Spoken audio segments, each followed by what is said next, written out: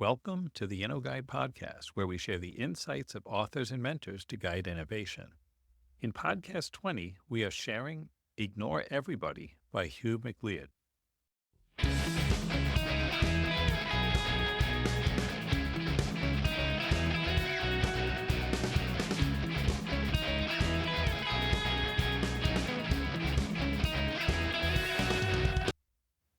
Since we're approaching the new year with many of us thinking about that ominous thing we've been putting off for years, our new exercise program, learning to ski or knit or weld, or getting started on that new business venture. So I decided to dive into a different kind of book that's equal parts wisdom, wit, and a kick in the pants for anybody trying to live a more creative life. It's called Ignore Everybody and 39 Other Keys to Creativity by Hugh MacLeod. Now, if you've never heard of Hugh, he's a cartoonist and a writer who's known for his sharp, insightful doodles on the back of business cards. Yeah, business cards. So don't let the simplicity fool you. Hugh was also an accomplished advertising guy who has some serious life lessons to share. So what's this book about? Well, Ignore Everybody is like a guidebook for navigating the messy, unpredictable world of creativity. It's packed with 40 short, punchy chapters, each offering one lesson or insight about work life and how to balance it all without losing your mind or your soul. The best part? Hugh doesn't sugarcoat anything. He's brutally honest, but in a way that feels like your no-nonsense friend giving you the pep talk you didn't know you needed. So let's get going. First off, the title itself, Ignore Everybody, sets the tone for the whole book. Hugh's big message here is that if you want to do something truly creative, something that's uniquely you got to stop worrying about what other people think. He says, and I quote, "The more original your idea is, the less good advice other people will be able to give you." Isn't that the truth? Whether it's your art, your career, even just how you live your life, the more you try to please everyone, the more you dilute what makes you special. Don't get me wrong, this isn't some fluffy, follow your dreams kind of book. Hugh is very clear that creativity is hard work. He talks about how you have to put in the hours, even when it's not fun, even when no one's paying attention. One of my favorite chapters is called Put the Hours In. It's a reminder that there's no shortcut to mastery. You've got to show up day after day and do the work. And yeah, that's not glamorous, but it's the truth. Another big theme in the book is about finding your voice. Hugh says that your creative voice is like a muscle. You got to use it to make it stronger. And here's the kicker. Your voice isn't going to be for everyone, and that's okay. In fact, it's better that way. He has this great line where he says, the best way to get approval is not to need it. Let that sink in for a second. The best way to get approval is not to need it. That's some next level wisdom right there. And speaking of wisdom, Hugh also tackles the idea of work-life balance, or as he calls it, hobby-work balance. He's a big believer in having a creative outlet that's just for you. Something you do because you love it, not because you're trying to make money or impress anyone.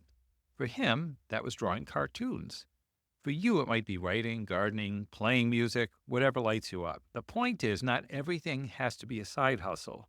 Sometimes it's enough to just enjoy the process. Now, I've got to warn you, Hugh doesn't pull any punches when it comes to excuses. He's got a whole chapter called Everyone is Born Creative. Everyone is given a box of crayons in kindergarten. And the gist of it is life gets in the way, and it's hard to stay creative as an adult. But that's not an excuse to give up. He's also talking about taking responsibility for your own creativity. If you're not making time for it, that's on you. But here's the thing. Hugh isn't just about tough love. He's also incredibly encouraging. He reminds us that creativity isn't about being the best or the most successful. It's about being true to yourself. One of his chapters is called The More Compelling the Path, the More Lonely It Is. And it's such a powerful reminder that the creative journey can be isolating, but that's part of what makes it meaningful. You're carving out your own path, and that's not something everyone will understand, and that's okay. Hugh has some sharp, insightful things to say about how our friends and our peers often react to our innovative ideas, and how this can disrupt the balance of power in relationships. He points out that when you come up with something truly original or creative, it can make the people around you uncomfortable. Why? Because your innovation challenges status quo, not just in the world at large, but also in your personal relationships. Hugh explains that when you pursue a bold creative idea, it can shift the dynamics of your relationships. People are used to seeing you in a certain way, and when you start doing something new or ambitious, it can feel threatening to them. It's not necessarily because they're bad people or they don't care about you, it's more about how your growth forces them to confront their own choices. Your creativity can act as a mirror reflecting back their own fears, insecurities, or lack of action. Let's be honest, that's not always a comfortable thing for us to face. He also talks about how this discomfort can manifest in subtle or not so subtle ways. Friends or peers might dismiss your ideas, downplay your efforts, or even actively discourage you. It's not always malicious. Sometimes it's just their way of trying to maintain the balance of power in the relationship. I think it's also sometimes trying to protect you from doing something they think is silly or risky. If you're growing, evolving, taking risks, it can make them feel like they're being left behind. Instead of cheering you on, they might try to pull you back down to earth where they feel safe. Hugh's advice, don't take it personally. He emphasizes this kind of resistance is just part of the creative journey. If you're doing something truly original, it's going to ruffle some feathers. That's okay. It's a sign that you're on the right track. He encourages readers to stay focused on their work and not let the reactions of others derail them. After all, your creativity is not about making other people comfortable. It's about being true to yourself. In short, Hugh acknowledges that pursuing innovative ideas can challenge the balance of power in relationships, but he frames this as a natural and necessary part of the process. It's a reminder that growth often comes with friction, and that's not something to fear. It's something to embrace. So let's get into some highlights that I felt were well worth sharing. I'll number these because he had 40 of them in his list. So if you want to take a look at these in the book, feel free to. Number 9, companies that squelch creativity can no longer compete with companies that champion creativity. If you're creative, if you can think independently, if you can articulate passion, if you can override the fear of being wrong, then your company needs you now more than it ever did. And now your company can no longer afford to pretend that isn't the case. Number 12, don't try to stand out from the crowd. Avoid crowds altogether.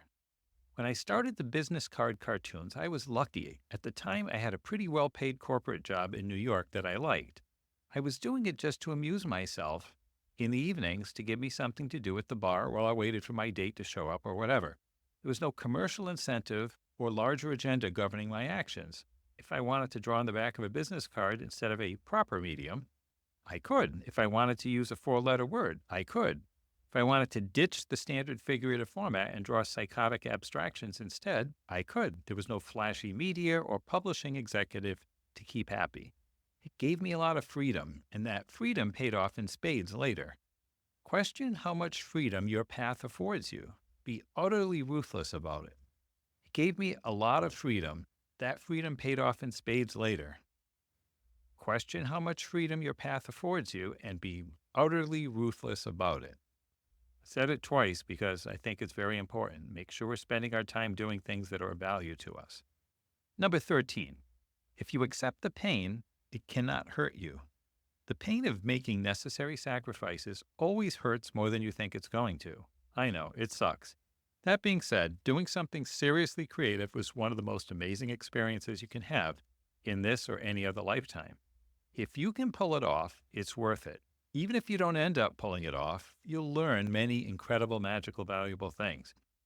It's not doing it when you know full well you had the opportunity that hurts far more than any failure. Frankly, I think you're better off doing something on the assumption that you will not be rewarded for it, that it will not receive the recognition it deserves, that it will not be worth the time and effort invested in it. The obvious advantage to this angle, of course, is that if anything good comes of it, then it's an added bonus. The second, more subtle and profound advantage is that by scuppering all hope of worldly and social betterment from the creative act, you're finally left with only one question to answer. Do you make this damn thing exist or not? And once you can answer that truthfully for yourself, the rest is easy. Number 14, never compare your inside with somebody else's outside. The more you practice your craft, the less you confuse worldly rewards with spiritual rewards, and vice versa. Even if your path never makes any money or furthers your career, that's still worth a ton. 16. The most important thing a creative person can learn professionally is where to draw the red line that separates what you are willing to do from what you are not. It's this red line that demarks your sovereignty, that defines your own private creative domain. What crap are you willing to take and what crap you're not? What you're willing to relinquish control over and what you aren't. What price you're willing to pay and what price you aren't. 17. The world is changing.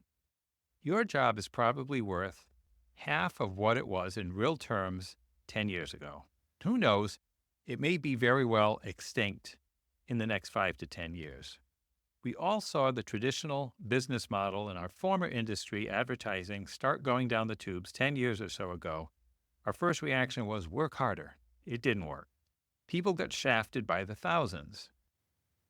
Regardless of how the world changes, regardless of what new technologies, business models, and social architectures are coming down the pike, the one thing the new realities cannot take away from you is trust. The people you trust, and vice versa, are what will feed you and pay for your kids' college. Nothing else. This is true if you're an artist, writer, doctor, techie, lawyer, banker, or bartender. In other words, stop worrying about technology. Start worrying about people who trust you.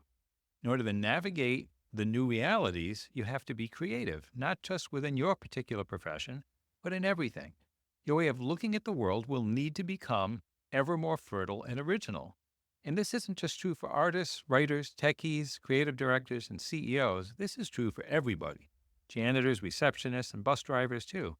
The game has just been ratcheted up a notch. The old ways are dead, and you need people around you who concur. That means hanging out more with the creative people, the freaks, the real visionaries, than you're already doing.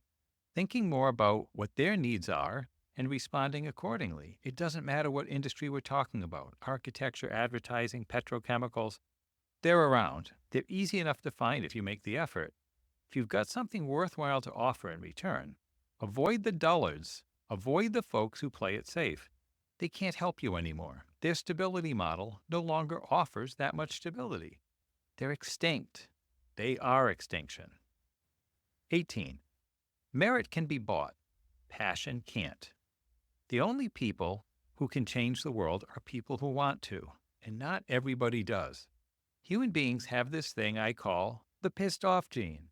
It's that bit of our psyche that makes us utterly dissatisfied with our lot, no matter how kindly fortune smiles upon us. It's there for a reason. Back in our early caveman days, being pissed off made us more likely to get off our butts, get out of the cave, go into the tundra, hunting woolly mammoth, so we'd have something to eat for supper. It's a survival mechanism. Damn useful then, damn useful now. It's this same pissed off gene that makes us want to create anything in the first place. Drawings, violin sonatas, meat packing companies, websites. The same gene drove us to discover how to make a fire, the wheel, the bow and arrow, indoor plumbing, the personal computer. The list is endless. Part of understanding the creative urge is understanding that it's primal. Wanting to change the world is not a noble calling, it's a primal calling. Your business either lets you go hunt the woolly mammoth or it doesn't. 22. Selling out is harder than it looks. Diluting your product to make it more commercial will just make people like it less. It's hard to sell out if nobody has bought in. 25. Don't worry about finding inspiration. It comes eventually. Inspiration precedes the desire to create, not the other way around. You have to find a way of working that makes it dead easy to take full advantage of your inspired moments. They never hit at a convenient time, nor do they last long. On the topic of writer's block, if you have something to say, then say it. If not, enjoy the silence while it lasts. The noise will return soon enough. In the meantime, you're better off going out into the big wide world, having some adventures and refilling your well. Trying to create when you don't feel like it is like making conversation for the sake of making conversation. 29. Power is never given. Power is taken. People who are ready give off a different vibe from people who aren't. Animals can smell fear and the lack thereof. The minute you become ready is the minute you stop dreaming.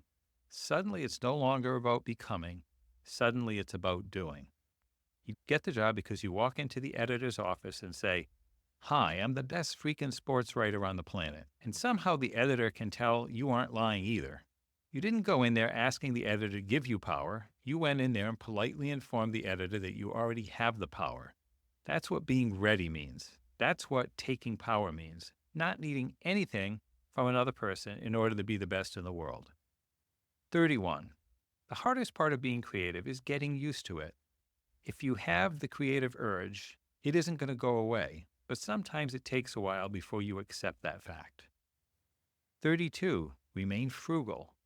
The less you can live on, the more chance your idea will succeed. This is true even after you made it. 33.